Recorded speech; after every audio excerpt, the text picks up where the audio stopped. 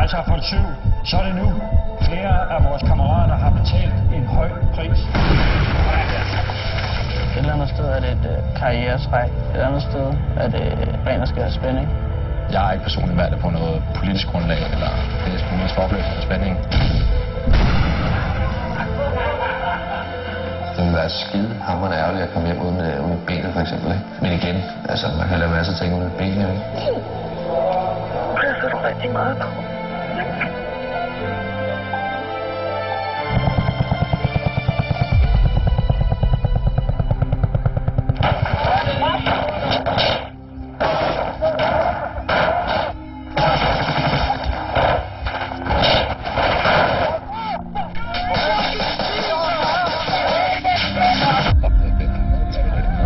Det er vi se glemmer det der i hvert fald. Fuck, det er fedt. Kom op, så lå det bare 4 stykker af rettet derovre.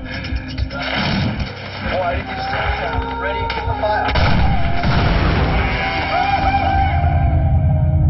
Jeg kom ned med den holdning, at krig koster også civiltab.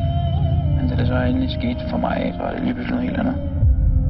Altså, kan man virkelig leve i en lille lukket verden, så det der, du ser i TV-avisen hver dag med tusinder af mennesker, der dør hele tiden, så kan det ikke røre mig, at der dør en pige hernede. Lad os i respekt minde vores 3 kammerater.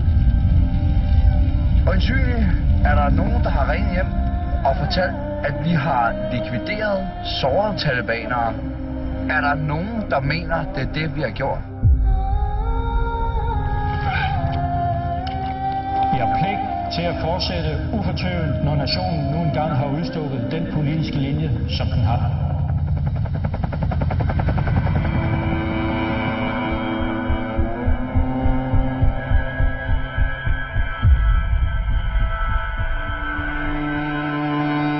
Det skulle ikke for at hjælpe, altså jeg synes ikke, det hjælper en skid.